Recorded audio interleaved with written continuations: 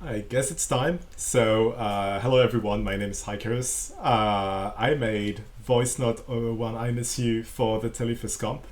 And today I'm gonna try and do a breakdown of this project, which is, as you can see, it quite massive. So, unfortunately, I don't think I will be able to talk about everything that's happening, but I'll try to go over what's happening in terms of like bass and sound design. What's happening in all those midsections, and go over like a bit of the process behind the music theory. So enjoy, have a good time.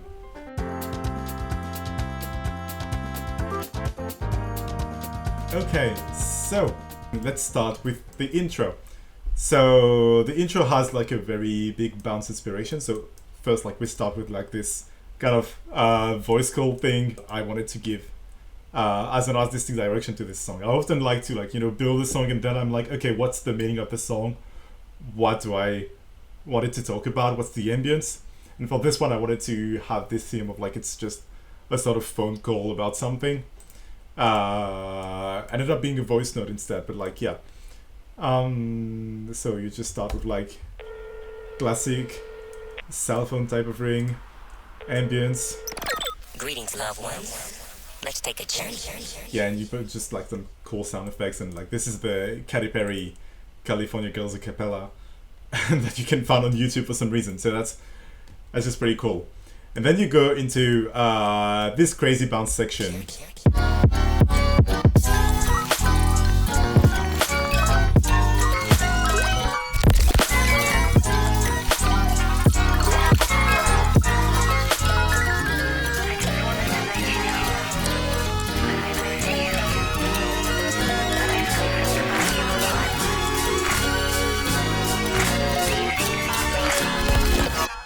So I guess this will already take me like an hour to decipher. But let's start from the beginning. I'll try to firstly uncover what's happening in terms of music theory. So basically I'll be analyzing what's happening in this this piano section here.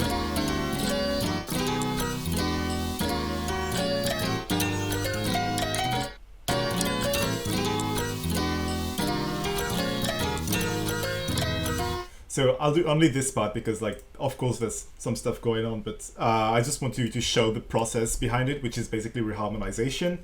And like all the stuff that's happening in there is also happening in there, but in a different way. And you can figure out like the chords yourself.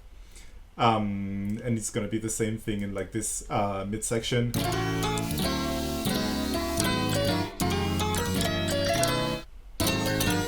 It's the same mechanism, but just changing the key. So for this, I tried to redo my process step by step. So I'll get the MIDI like into more and more levels of complexity. So first of all, what you're gonna do is just have basically like a set of chords that are simple enough and with like the melody that works. So this works this way here.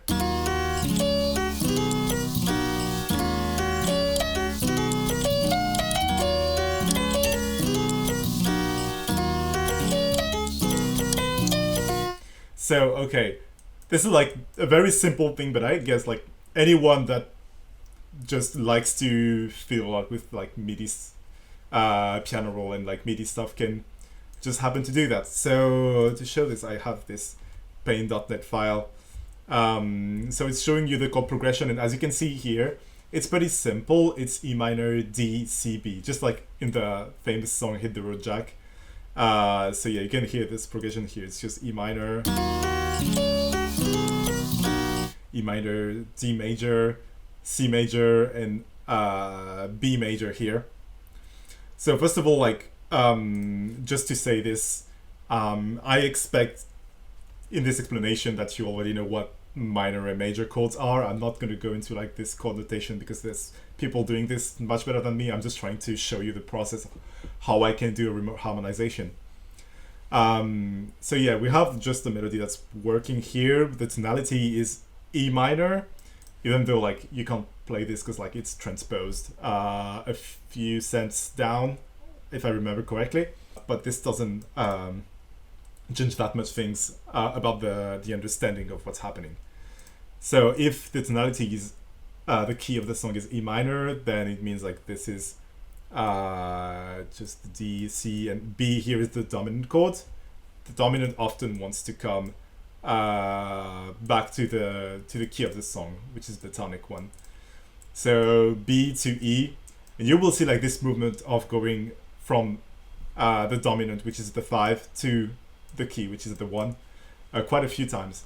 So the first step we can do in this kind of reharmonization is just try to firstly add some more extensions to these chords. So let me try to give an example of how it sounds now with these chords going on.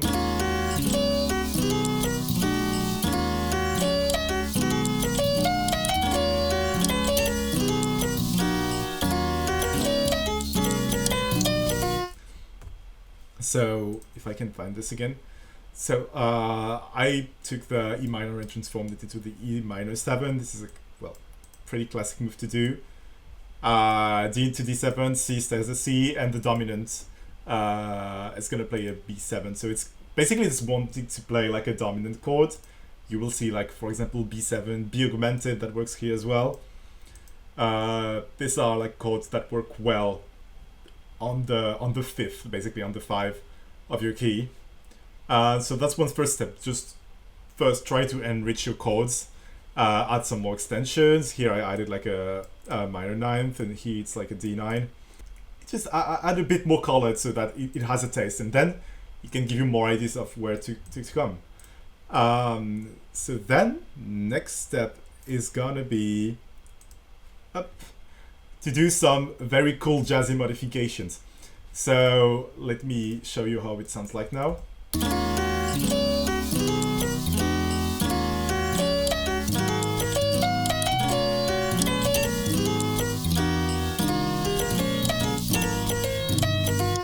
Okay, so you can see like a lot of stuff has happened already, and I'm gonna take a bit more time to describe what's happening here. So first trick, this is gonna be tritone substitution. So the concept of a tritone substitution is to replace one of your chords with the chord that is a tritone away. So here we had a B7, I replaced it with a F7, become F9 in this case. And basically the concept of this is that you keep your tension. Like in a B7 chord, you're gonna have a D sharp and an A. It's a tritone, and it's like very like, it brings a tension that wants to be resolved by going to the roots. If you transform this into the thing a tritone away, you're gonna have this F7, and in there you're gonna find also an A and a D sharp. So the same tritone and the same kind of tension that wants to resolve in the same kind of place. So this four chords here will do this very cool effect of changing how the resolution works here. Like you can see how that you get this note here instead of this one. Okay. The second trick is just like, I just had this idea of replacing the chord that's going here with like just A minor, just trying another chord in the tonality. I don't think I had more thought process into adding this chord here. So yeah, just try to change something so that we're not bored. I just figured out that A minor works here.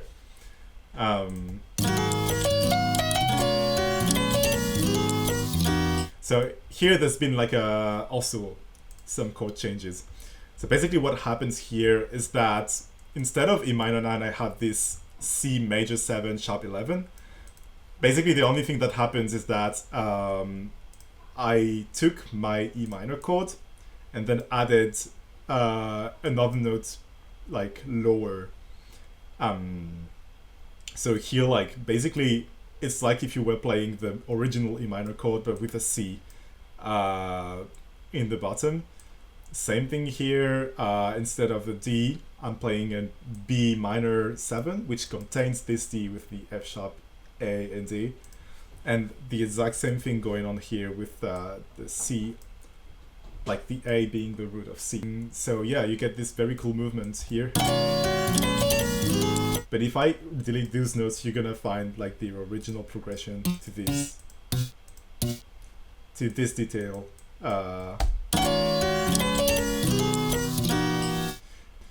And then here we have a pretty pretty horrible code. I'm not even gonna lie. I don't even remember what this code is. I guess it works as just to be augmented, but you added like the Triton sub, which is the F, as the root. So yeah, we made good progress already.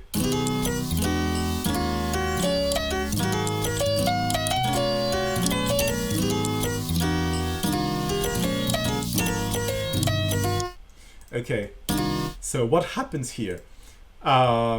Basically, you can see all the chords at the end there were put 3 semitones down. So this E minor 7 becomes a C sharp minor 7, D9 becomes B minor 7. I just changed also from dominant type chord to minor. This C becomes a A, and the B becomes G sharp 7. So it's just a transposition. It's a cool process that you can do. You just try to like, yeah, just change the tonality of your chords, and you try to still fit the melody into there. So that leads to some modifications. For example, like if I try to select this pattern instead, if I can have the difference between this and this. So like you can see that the top melody here, so the notes here, they change a little bit. Because for example, in the original key, you don't have the G isn't sharped, and the DE is not sharped either. So I have to transform them to put them in the key. Yeah.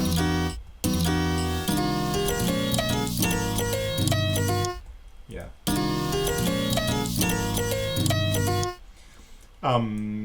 So yeah, that's just one cool process that you can do to try and add some like fun stuff here. The effect of transposing -3 semitones transform your minor key into the major key. So we're going from E minor to E major.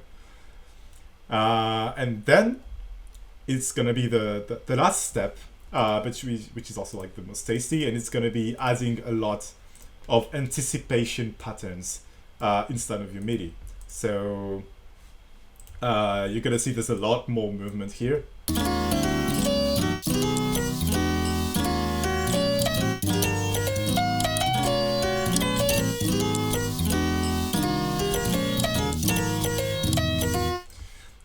So this is going really funny. So here's the whole thing that's happening. I'm gonna try and explain step by step, but it's gonna be the same tricks. Oopsie. So first of all, at the beginning we had E minor 7, D7, C.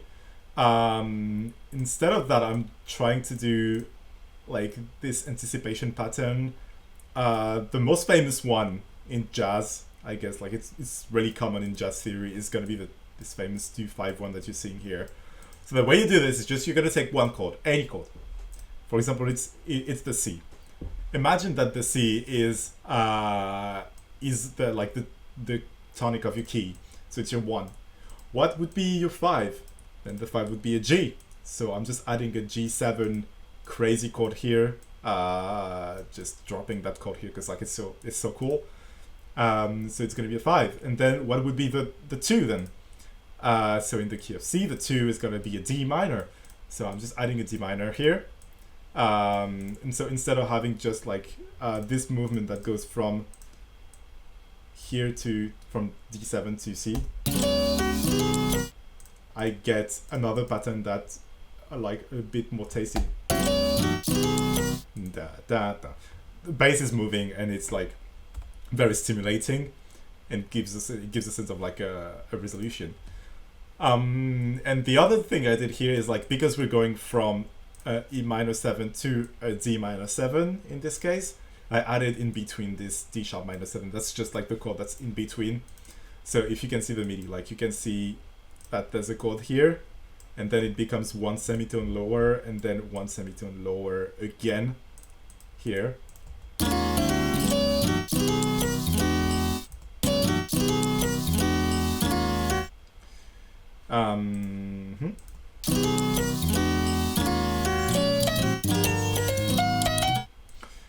So there's another thing. There's another thing happening. How do I even begin to explain this? It's the same thing as like I just take one chord and I try to build anticipation for it. So I just said, okay, I have a minor chord. Let's try to anticipate it with the chord that's one semitone lower. So instead of having just the same chord here, I get this. That's a really like cool movement, I think. Of course it changes the key, so you adjust the melody according to it. Let me find it's here. Yeah, you go from this thing that is into the key, the original key, into this thing. So that's really cool. And here I just did like another movement, I guess. Yeah, so basically I took the concept of trying to surround the note that we're aiming. We have the A minor, I surrounded it with the chord -1 semitone away from it, the chord +1 semitone away from it, and this is the chord +2 semitones away from it. It just works in this case. I wouldn't have a rule of like when this does work or not, but I just found it like very cool here. In addition, basically like you have this chromatic movement B, A sharp, G sharp and A thing going on, and it's reminding you of what's happening in the beginning here, this chromatic descent. So like, you know, if you can put like more and more callbacks of your own melody inside of your songs, it's just gonna make it like more satisfying to listen to, I guess.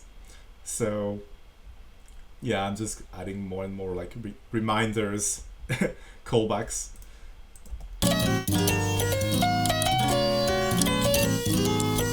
Yeah, here there's another thing that I've added in between. Here, instead of da just transitioning, you add the chord that's just in between. You can see like this chord and then the one semitone lower, and so you have another chromaticism that fits in between. And here there's a last 2/5 one going on. Let me fix that up. It's going here. Okay.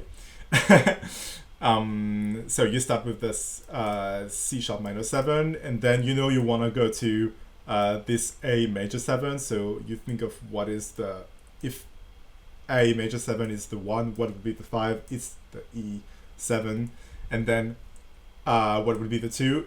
Luckily it is the B minor 7 that we already have here.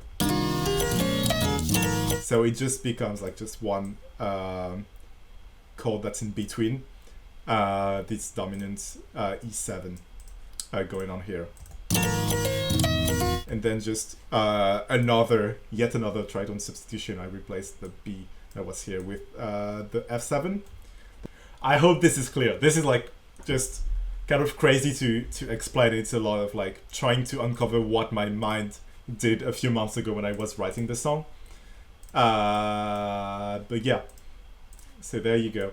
The other thing I could mention about this MIDI is just trying to be to have some cool groove going on.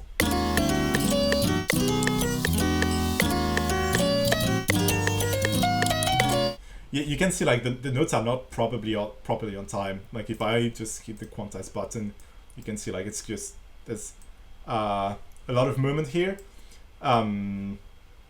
It's just that when you're trying to do a bounce song, I guess most of the time you want it to swing a little bit.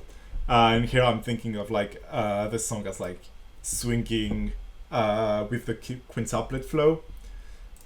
It doesn't translate that much. Actually, it translates so bad that I was able to put the thing back in triplets in the mid sections.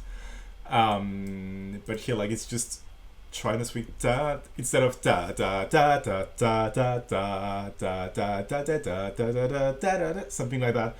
It tries to swing da da da da da da da da da da da da da da da da, something like that. And so like this swing is really satisfying to hear. you will feel that groove a lot more with the rest of this intro section.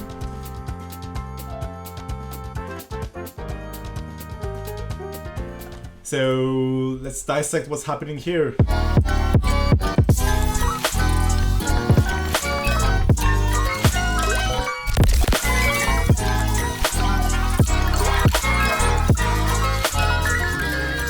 Okay, so you can find the piano I have here. So it is the same thing as in the beginning. It's a Labs soft piano. What a shame. So it has like not that much stuff. I just like put huge at the beginning. I tried to not use the OTT, so I put like huge high shelf, which is crazy, but at the end I just use the OTT so it gets compressed anyways. And then like just some mid-side EQ. I guess I just removed the lows of the side because they were pretty noisy. And then I used this Labs tape piano, but it doesn't sound like the original tape piano. If I remove the effects, it's more like this.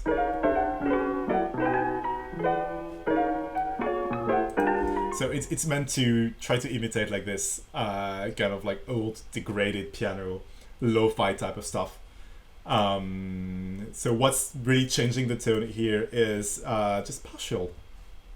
So like none of these parameters are used here. I just changed the performance of the piano and it gives this like really cool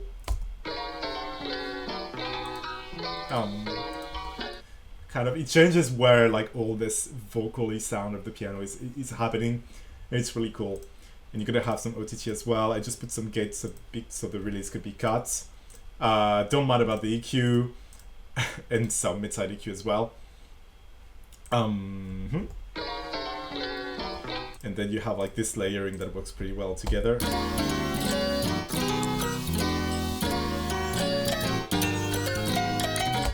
And they go into like a bus together. I just use it to do some compression.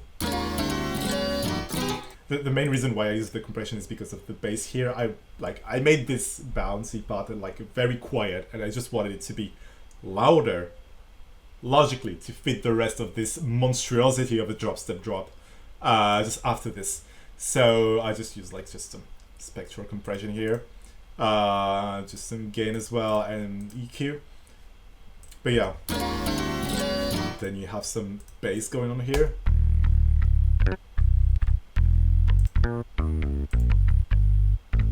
I guess this is where you can start to feel how groovy it is.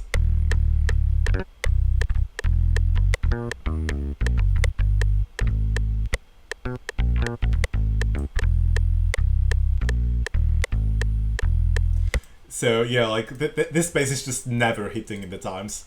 It is grooving as hell. It's even funnier. So yeah, Labs bass guitar direct input. This is just the preset I like. I think yeah, you just can use like some OTT to compress it. It's just working. I use bassline here to just bring some side harmonics. Like if I remove it, it's gonna be very mono. I wanted it to be a bit more stereo, so bassline is helping me just a little bit with the side harmonics here. Very subtle. You can do some EQ. I wanted to have like none of like this second harmonics and all, like just having most of the content in the bass and just some of the tone here. Like if I don't have this EQ cutting what's happening in between like 100 and 300 hertz, it doesn't feel as deep. So like this carving here just makes the bass a lot more profound. So we just appreciate this. Some profoundness. Okay, so that's the bass, and then what else?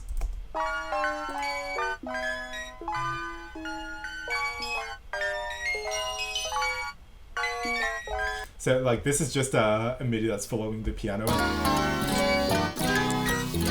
but I just wanted to have like a tone, like a layer that's a bit more electronic and higher pitched. So here not that much stuff going on. It is just a saw wave with like a filter that's key tracked. And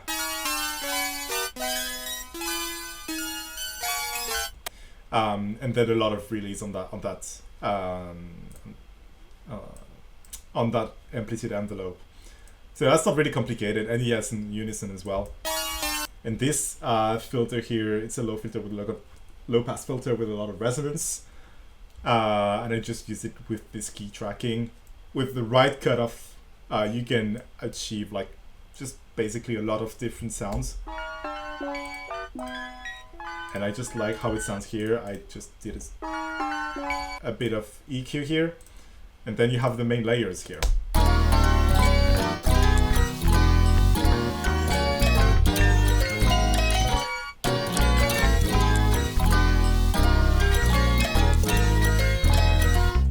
Okay, and the last melodic layer that's used here. I'm gonna do this as well.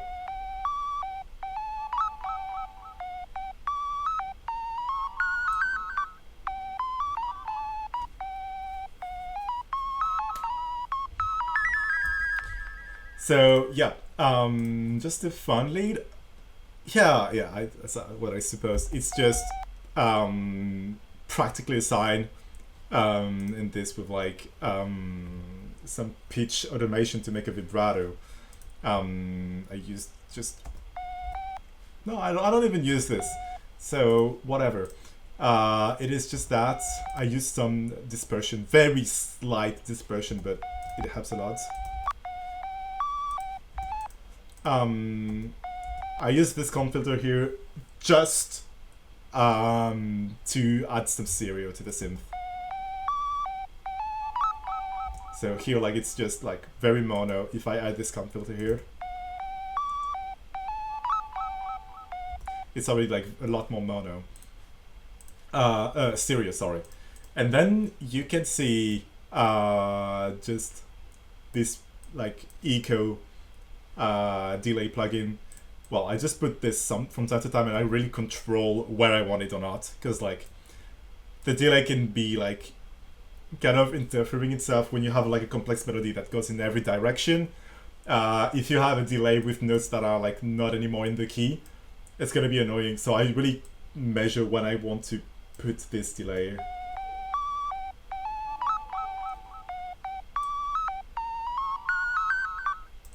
Here, like, this needs to be a pause, because if you know, there's always a silence here. And then yeah, what else? Well, yeah, nothing, just some sooth as well, because it was like kind of ear piercing. And there we go. So this is all the main layers together.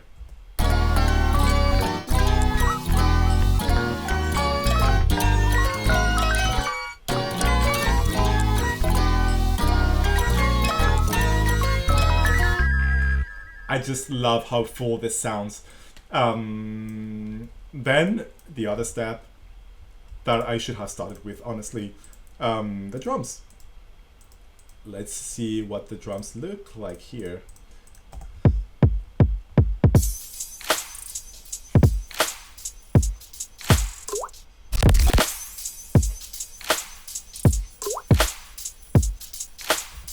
Okay, so that's really this is like kind of crazy drums.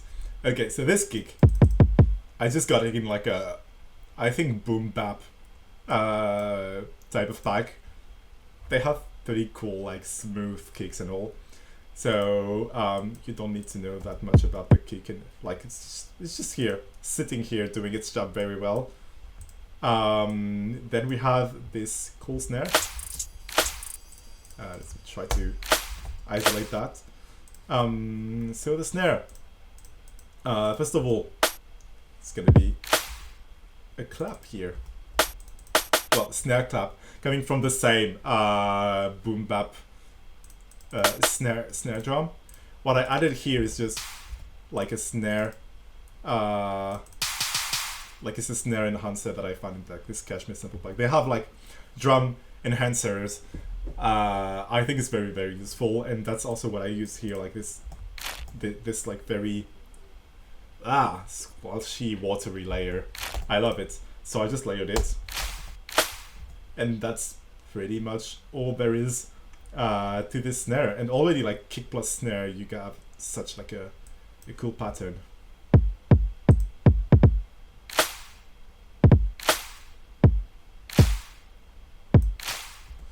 Forget your sidechain. All like your main drums hits. Your main drum hits will be sidechained. You don't have to sidechain all of them. For example, like this like subtle here kicks. Yeah, like they can be like sometimes they don't need sidechain. Okay, you have to figure that out on their own. If they don't need sidechain, just leave them. It's okay. No one's gonna kill you. Then some cool hats. Same boom bap kit.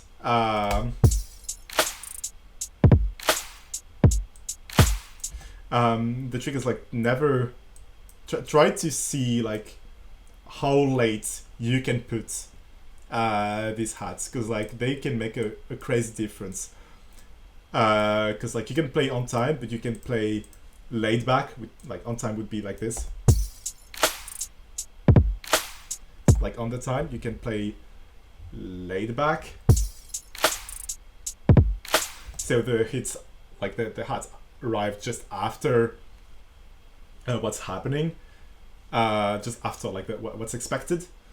It gives like a sense of like, I don't know, the beat is kind of lazy, taking its time, and it's like so important. I do this, and I do this in my jobs as well. I have yet to do this by putting the hats in advance. But this is also something you can do. And then yeah, like the main the main beat is here. I have some shakers going on. And that is a matter of like adding some cool like effects and bits here. Just add like, you know, glass shattering, triangles, some cool effects going on all the time. It helps a lot. It will really like give a lot more color to your beats.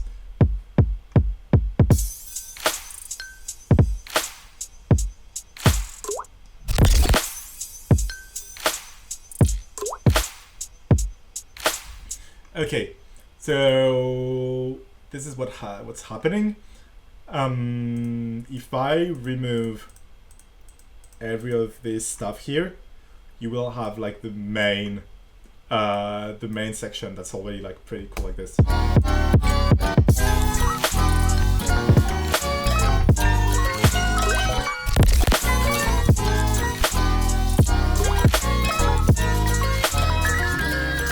But of course I wasn't gonna stop there.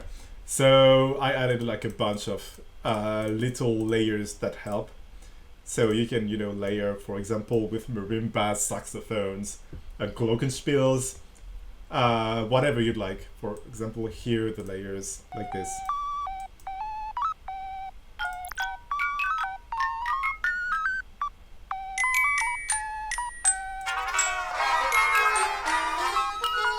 Yeah, lots of stuff going on here. You get one flute. You get some trumpet section. It's just like one section that I recorded like a long time ago, just for the sake of an arrangement that I never finished. And then the saxophone. So before you'll shout in my comments, the saxophone is from Decent Sampler. It is a free plugin, so go get that. It's not the best saxophone, of course. You can never imitate a saxophone with a computer properly in 2026. But this does a pretty good job, decent job at like just doing this sound. And the flute's going from Sample Tank.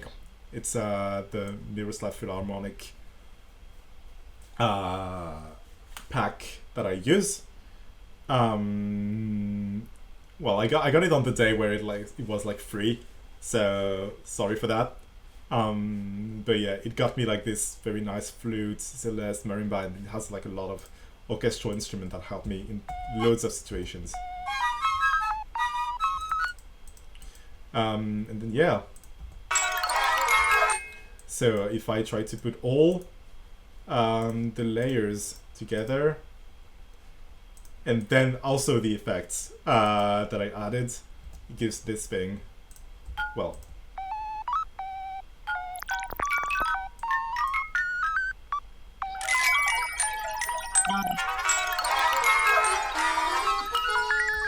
So yeah, get some Botanica inspiration here, just adding some more and more textures, this stuff. Just like if you want to have this kind of stuff, just abuse plugins. Like just take one random plugin that's trying to do spectral stuff and put it in the worst configuration ever, and you're gonna get some weird sounds. And yeah, this is made with ASAP Spectral Remix, if I remember correctly. This as well. This is not my trick, this is Violus's trick.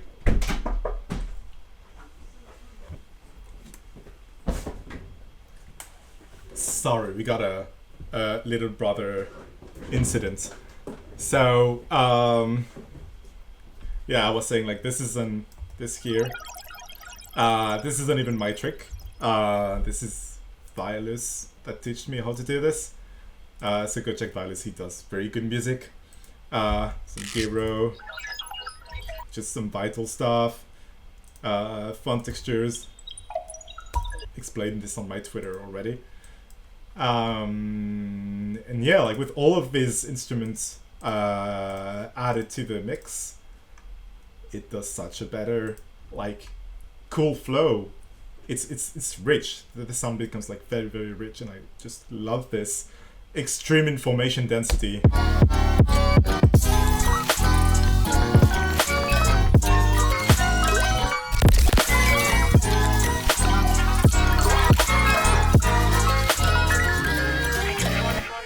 So we have cool. I know some people are gonna want me to explain how I did this. So first of all, so this is some liquid sound design jam. You can do this with vocodex. I'll explain it in the video, I guess, because like this is a very cool trick. This is a mutator glitch. This is coming from BlazeX pack. So I'll give a link to BlazeX music as well, because he does really cool stuff, and he has a very fun sample pack with lots of very useful glitches. And then there's this thing, which is like in the Telephos sample pack, but that's no more than just the song itself. But I just chopped it to have only the moments where there's like a lot of spectral movement. So that would be the kicks mainly. Something like that. And then when you layer the three together, you get some really cool sounds. I think I removed this in the song, but in the sample pack, sorry. But yeah, this is what's happening here.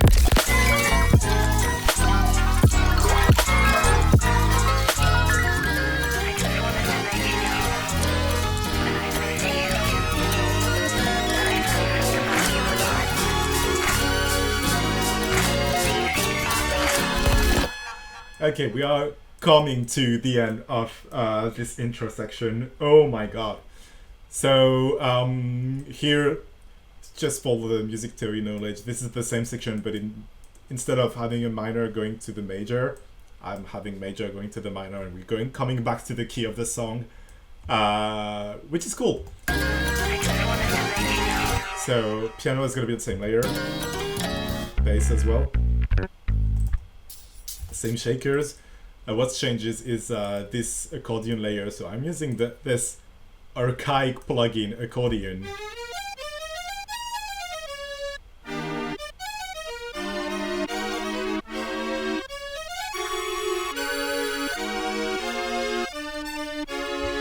So it just like does this really cute melody, and then I have this so melody going on as well.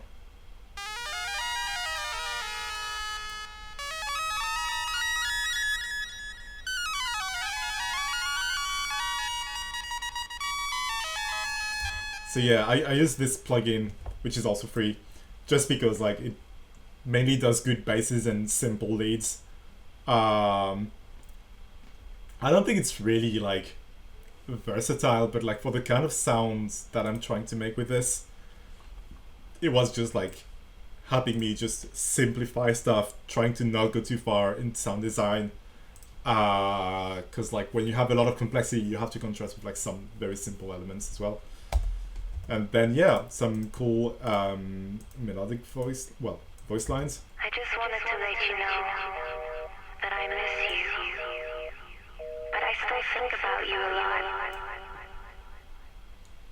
Do you think about me? Wow, HYKARVS is getting emotional here. So yeah, this is really simple. I found them like that in Splice, and then some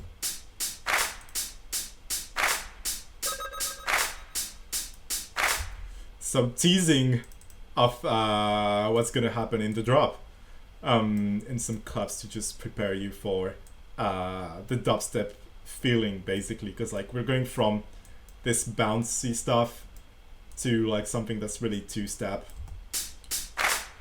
and then yeah, some sound effects. You heard it.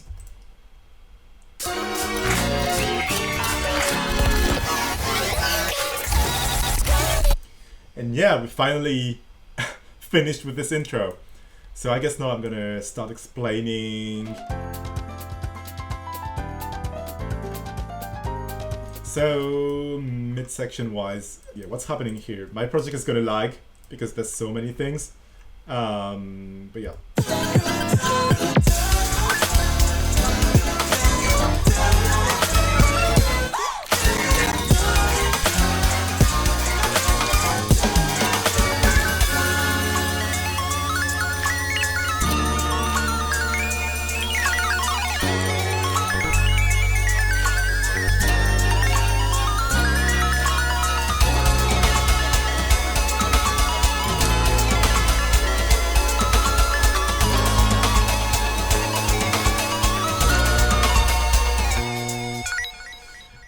Okay, so clearly something is wrong with me. I'm just using this sample of the beginning of the song to reintroduce the beat, except it's 2 semitones lower. So we have a change of the key. And what's like the main change here? At the beginning, it's just literally the intro, but like 2 semitones lower.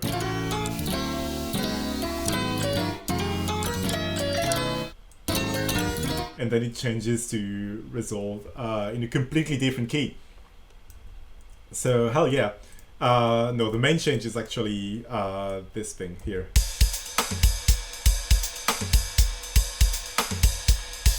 Like completely changing. Instead of having this swingy bouncy rhythm, I'm going completely fume, something like that. And I think it's really funny. So I first do that using empty power drum kit, free drum kit, very nice.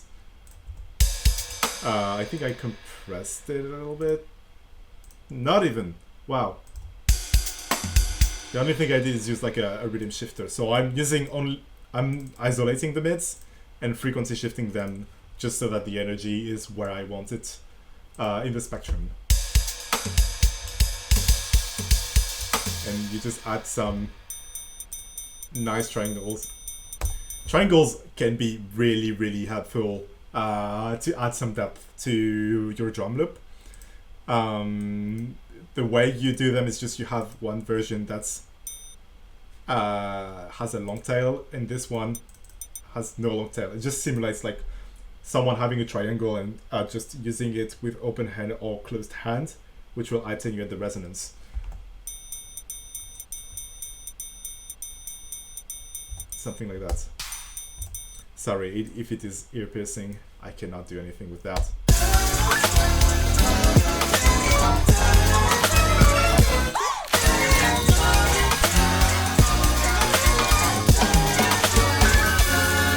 So as you can see, I added a layer.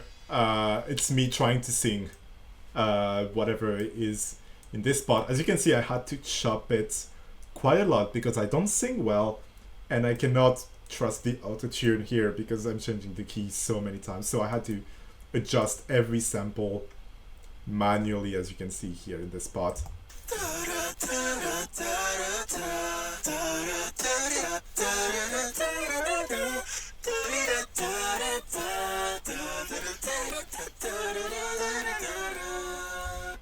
So thankfully this is just a layer, which means you're not hearing all of like the bad bits that are going on.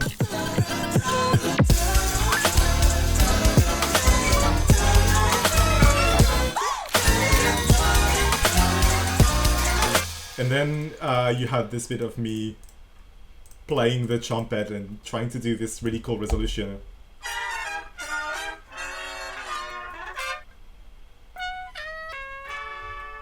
Something like that. I just think this is the funniest bit, and it took me an hour to get this right.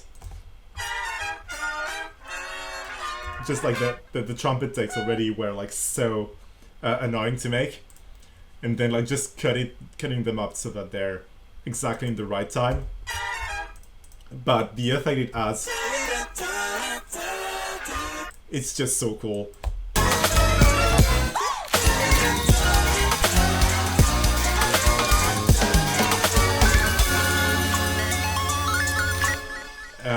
Okay, we can see the same type of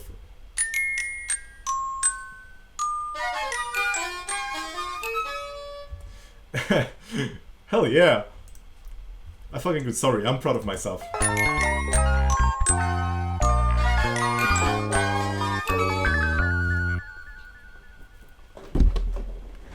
What the hell? So yeah, this is just adjusting the melody to whatever chords were going on here. So that's really cool. And also, just for the sake of trying to deal with the high frequencies and do like some swishing movements, I added like this scale stuff. It's just like a flex preset here.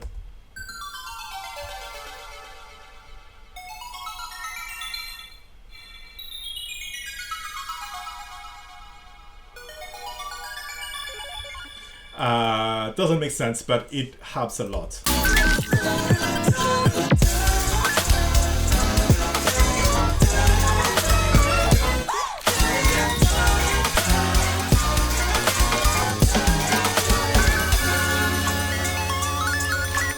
We have this as well. Fun organ thing happening here. So I'm going to explain this for the next part.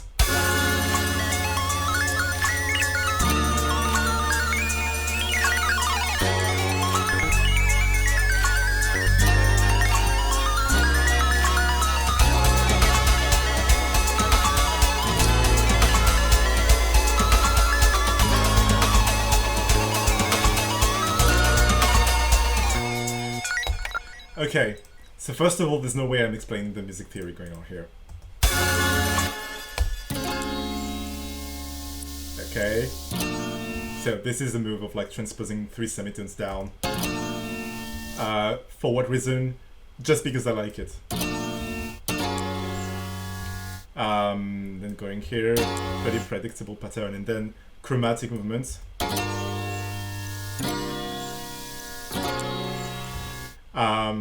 Why am I going here? I really did this part thinking like I do not want the progression to be predictable. I do not want any of these chords to go in an expected place, and this is why it sounds this way. I just try to like go transpose, change the key all the time. And also I'm using like mainly just big minor and major chords. Major here, minor here. Give me this big ass C major sharp 15.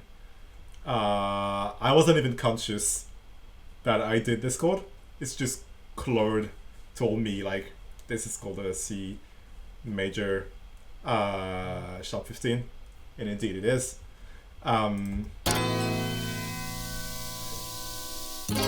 Other major chords.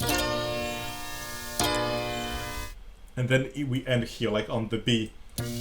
I had to work my way back to the B because it's the dominant of my key, which is E minor. So since it ends on the B, it goes pretty like naturally back to E.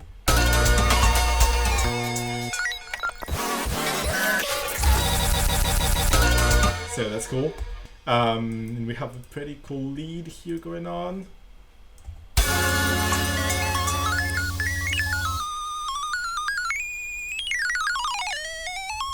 It's basically the same thing as the previous lead that was like a sine wave, but instead here you got a square, weird square that's also so with a vibrato going on.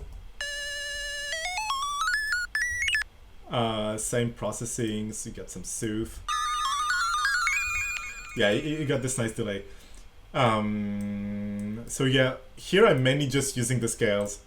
I'll just like see what the chord is, and if it is C major, then I'm gonna use the C major scale, and if it doesn't sound natural, then I'm gonna figure out what sounds natural.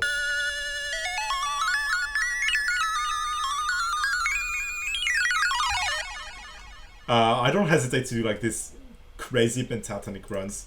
I'm literally like using pentatonic scales here, practically.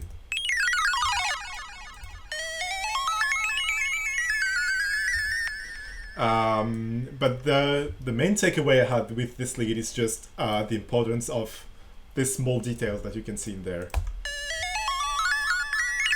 Like this.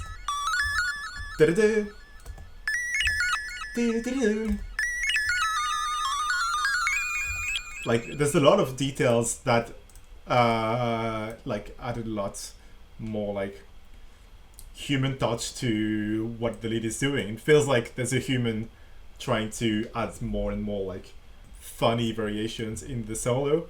Most of them is just like anticipating, like here it's just you get this just anticipating this D sharp note using the chromatic note just before.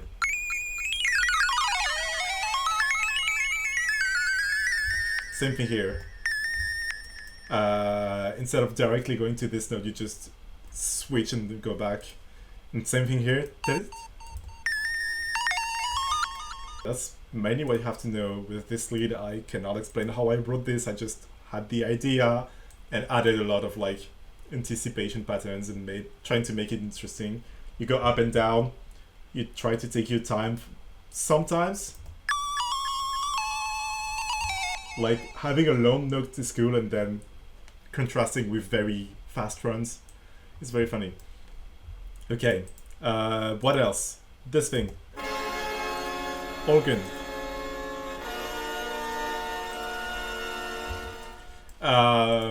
If you can guess what this sample is coming from, kudos. Because this happens to be just me playing the melodica.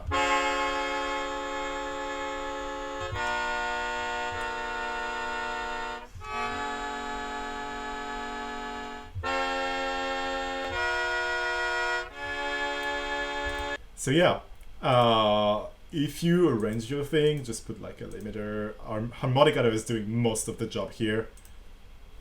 And then I'm using pitch shifters to create more and more like copied versions that are upper and lower.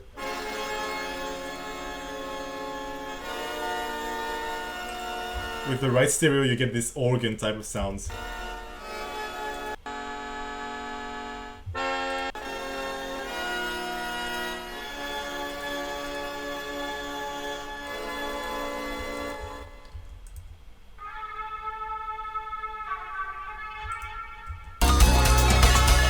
There's some trumpet going on here.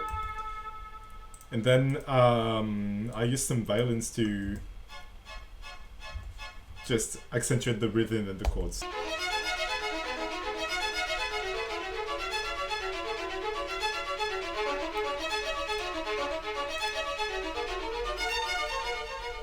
So before you'll grab my jackets saying where are these violins coming from, they're coming from sample tag. There we go. the last thing I added is just this flex preset that I'm using as an arpeggiator in random mode. I just literally copied like the chords here. I just used to have like a funny background layer that's pretty stereo. And it just works pretty well together.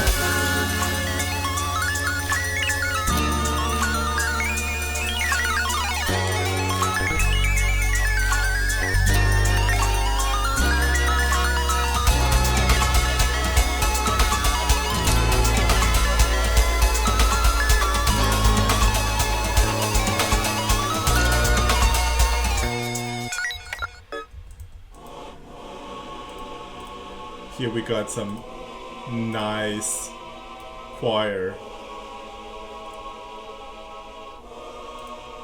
That's from Sonata Orchestra. This is a free plugin. Useful in some cases. And there we go. We have the whole midsection explained. That means I can go to the build and then the drop. So I'm gonna only explain the first one.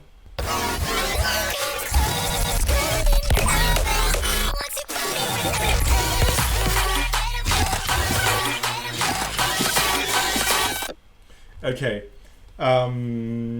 so let's address the elephant in the room. But nothing comes close to the golden coast. Katy Perry, California Girls a cappella. I don't know, it just fits in so many places. So I just love to use it. And then we got some Avril Lavigne a cappella here as well. But yeah, this accompanies pretty well what's going on here. And then there's like a lot of things going on. I was really trying to do like this thing that goes in the direction and then the other very quickly. I'm following the chord progression of the intro, like a simplified one. And then this is what's happening here. Just some super solos. This is pretty easy to do. And this. Wow, okay. So third harmonic. This sample of like the intro. So I'm using just like effector in flanger mode. Just give like this nice old flanger effect tone that we like. It's just tasty. And I don't think there's more to this. And then I'm using just drum roll and then bits of the drop that I tuned into like the key of the song. And so it happens like that. The sample goes well. And then the only thing I added was just an effector. So this one is on the master. I use it in grain mode and this does like this repetition buffer glitch. So I use it here, like you just have to turn down the bypass and then use the tempo reduce to modulate what's the speed of the buffer glitch. Then I'm using the same thing here. What's doing this effect is just the granulizer, so I just sample this in the granulizer and I put it like an octave higher.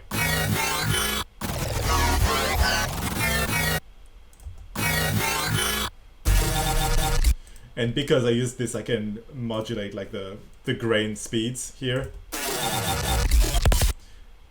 And yeah, I just love how this sounds. It feels like a swell, kind of. So yeah, same mechanic. I just used some hardstyle kicks. Because why not? And then yeah, you have practically all this first part.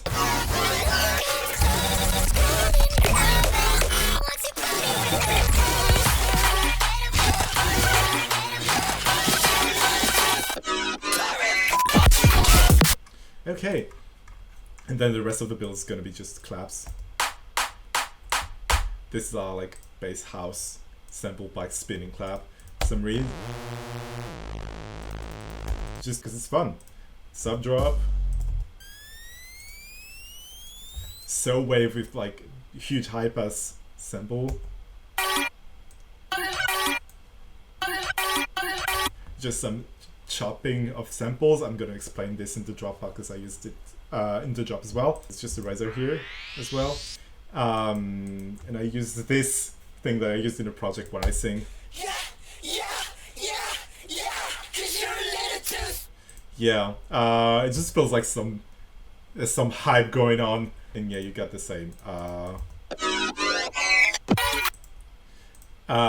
thing going on here. And woo! We finally finished the melodic parts, and so now I'm gonna go and explain the drop.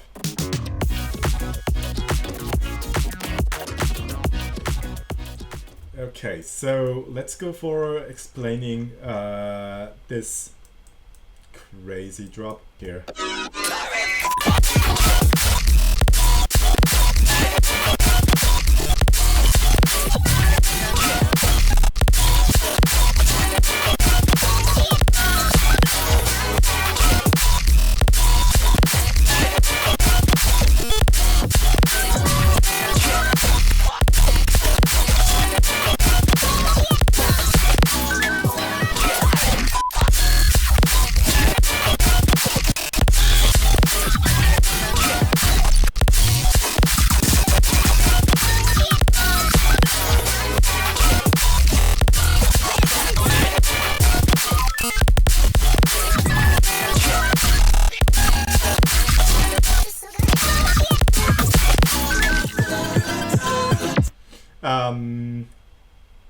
So yeah, as you can see by this project, this whole drop is about just resampling, well, sampling your own songs. Basically, what I went from is just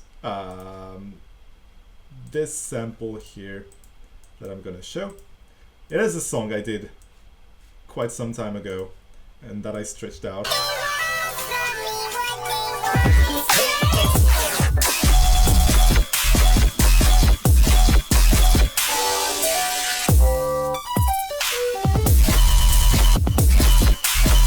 So yeah.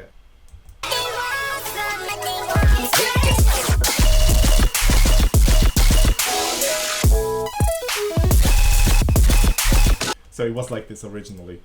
So yeah, just really stretched out.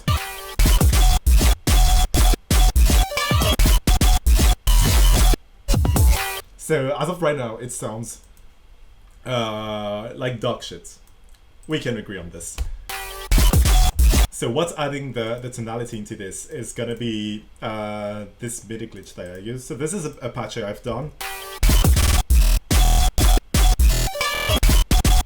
So as stupid as it is, you can make this with like just the right formula and the right shape into this thing here.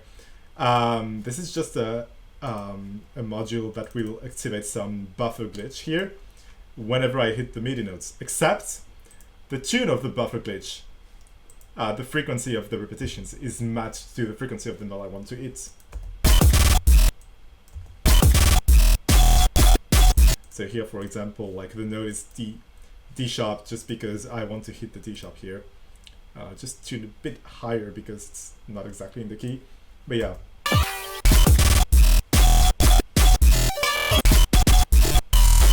So that's one more step in the flow. Then what I'm using is this, I think.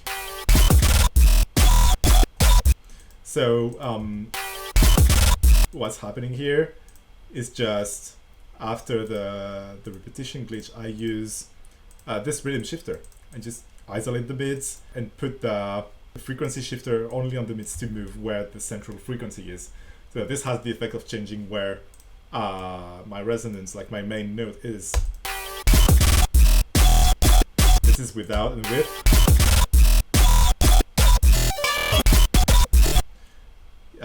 You can have this. So I just control when it happens, when it's not happening. So that's already a first step. Then this is the main flow. I'm not gonna lie, this is this. I'm using these jam that I made with like partial for basses.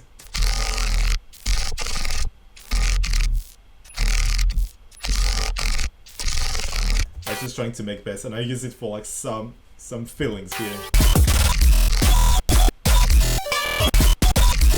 It just links the things together. And then yeah, you have like the main bass. Then you have this choppy stuff. It is the same method, but in a different way. Basically, I took the same song.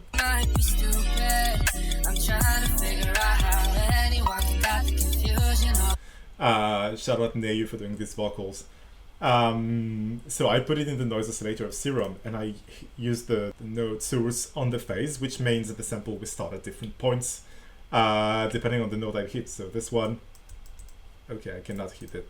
If I take this one, it's at the beginning of the sample.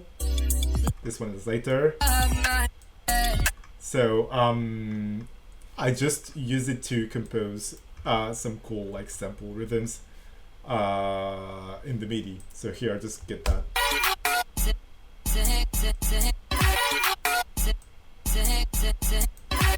So this will add a lot of like tonality to like this very atonal layer that we had before.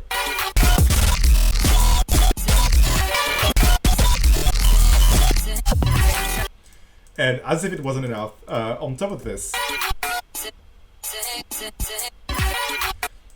yeah, just to mention, I'm adding like a high pass control here. I think it's here.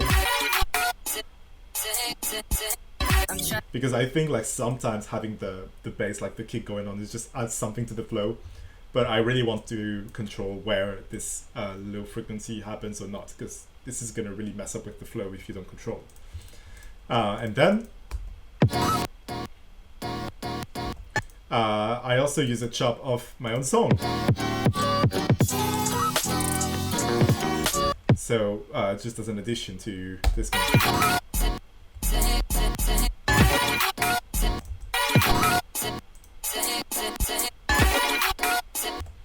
And then you have basically what's the bass is.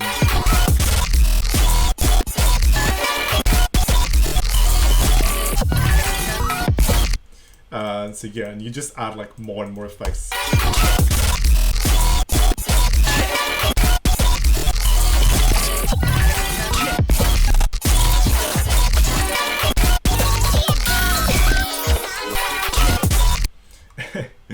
This is such a crazy flow. What else? You're gonna use some. I'm gonna use some chords here. Just the same type of chords that I used in the build-up. Double kick as well, just for the flow. Add the chord.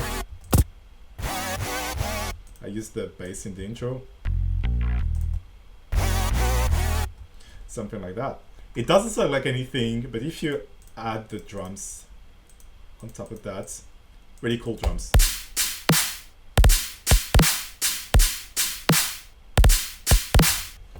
Well, it's just gonna sound like very great.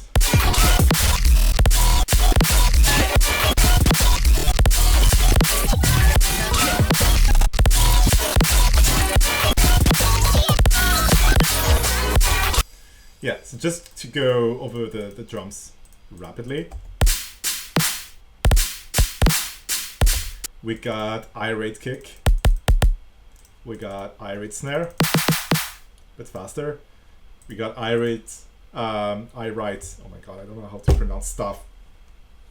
Irate hi-hat. No, it's a rat. And then this cashmere closed hat as well.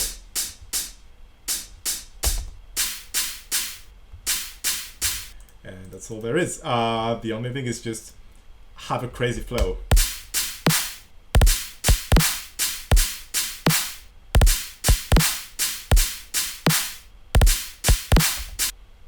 Don't hesitate to have like very short versions of your kicks just hitting in random places.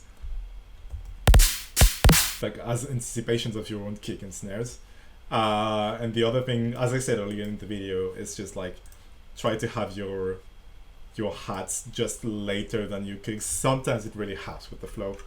So just do that. It's a very me move to at the end of like one of the bars, you just put like a sidechain before the snare or before the kick, and like you cut it completely. Like you have a silence. Just nothing can be going on here. Same thing here. Like there's just a literal pause that's really short, subtle, but very efficient just before the snare. Because if I remove this, it feels very messy. If I add the silence, it's already a lot more like locked in flow, and then the kick just complements the flow here. Here, like the melody just goes on from like just the intro, and then you just have California Girls again. Always adding some mischievous botanica samples.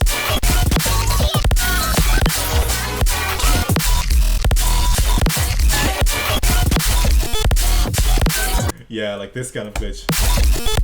It's the same thing. It's with the MIDI glitch thing. It's like you put like notes that are higher. So that means like you have a glitch that's higher pitched here. Like this thing. I think it sounds really crazy.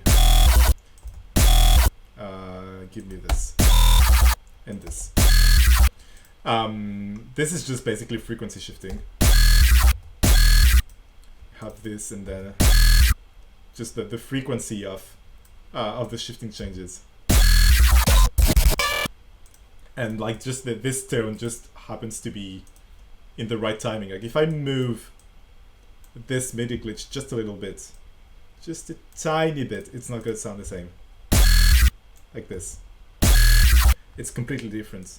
Just a more, and it's already completely like different. So it's a matter of like really finding your starting point so that it sounds like with the right transients and all.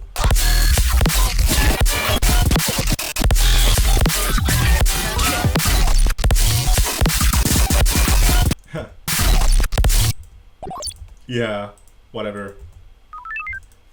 Sign. That's all. That is all there is to know. It is just complete abuse of chopping your own samples. I often do this in this order. Basically, I will like put some drums here, then start chopping up one like sample of my own songs, use a lot of glitches, try to add some more texture samples for like this one, for example, or this one,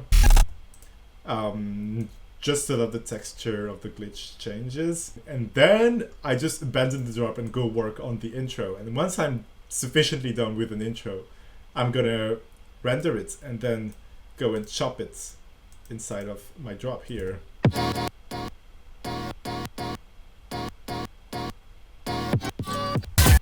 Something like that. And there we go for this first drop.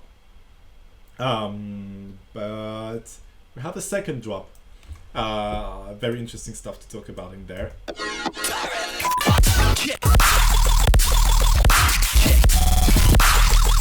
So first of all, check. I just wanted to put this. I saw it in like a lot of like very cool songs, Clift songs as well. So that really inspired me to do this kind of stuff. So what the heck is happening here? So what is this? It is the same kind of samples coming from my song. Up if I can.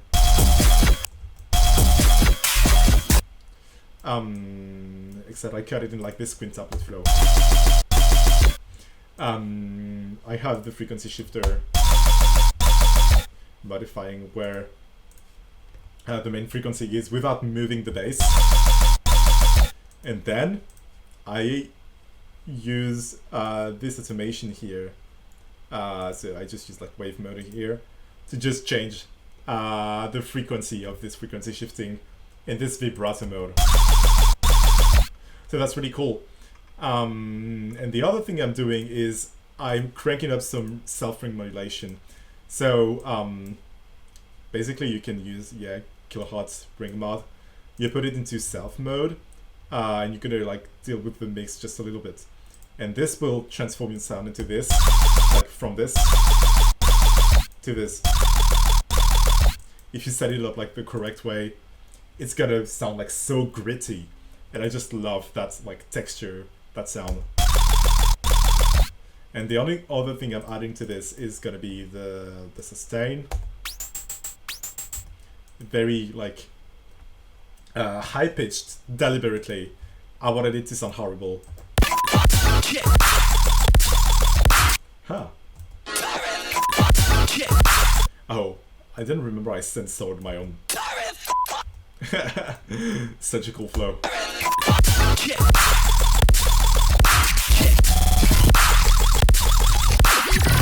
Yeah, same flow here. I just changed the position. This frequency shifting.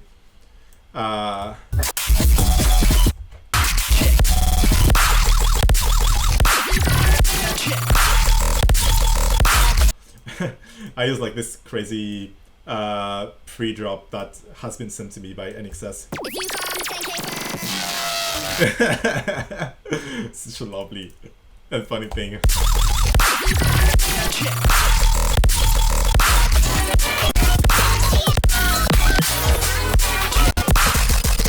We have a very nice clap. This is irate clap.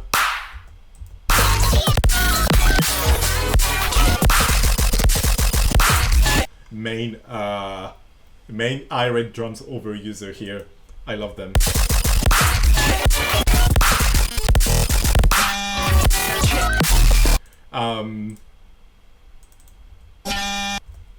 We love a lobotomy sound effects.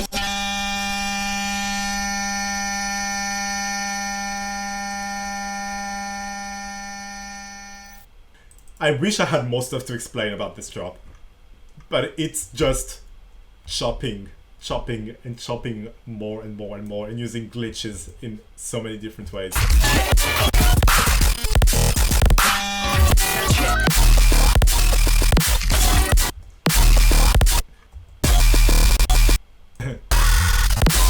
Yeah, so you can like just modify where your glitch is standing in.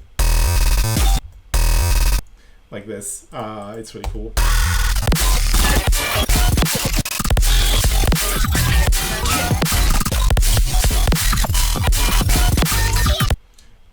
For some reason, this sounds crazy super.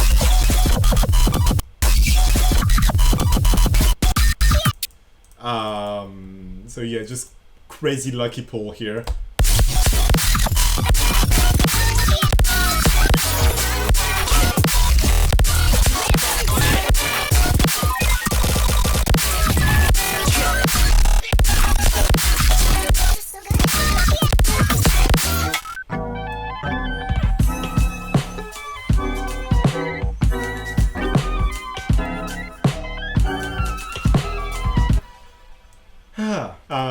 I don't think that I have like a crazy amount of stuff to explain in terms of mixing. As you can see, there's very few basses instruments here. It's more like the intro section that's using loads and loads of mixer tracks. But the job is just this being manipulated, and then like the maybe some other samples that have like one OTT. Bass bus. I tried to use like this bias distortion trick or multi-band delay trick, like putting a disperser on the bass bus, but it didn't work well here, so I just have like one soft clipper here and then some slight EQ. I think it changes throughout some bits of the drop, just to have the right bits of the frequencies going on. All of this is some stuff on my master is like so useless. The gain one is just to push up like the intro part because it's quieter. You shouldn't do this. This is just me having fun listening. This is actually just me EQing to have the right frequencies come out. Effector for the glitch. Enhancer, I think I use it just to control how the stereo separation and making more like mid and side. And then soft clipper, and that's all there is. I have here some funny notebook, me trying to know the chords so that I could know how to improvise. But yeah, and then let's just have a quick look at the outro.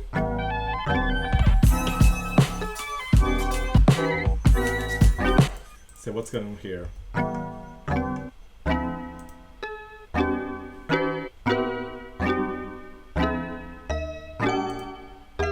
Just some flex, some flex pieces going on here. Solo is gonna be Tal Electro, of course, because I just love how it works with like mono leads.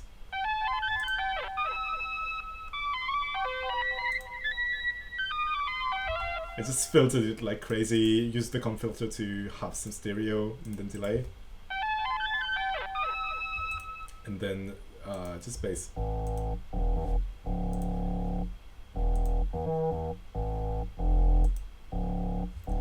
Gonna be the same plugin once again. I use Feedback Phaser for some dispersion and bassline for stereo.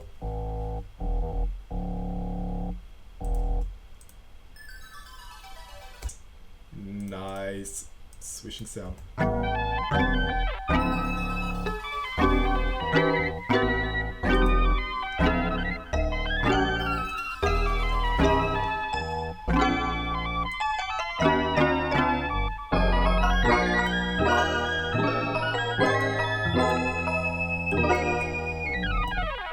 Yeah, changing the flex preset of the chords here at the end. And then yeah, it's just, I think I used like this kind of lush drum sample. I found this on Splice.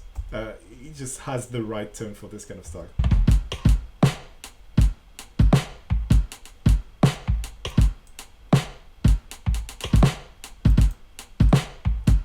And then going like with simple drums here.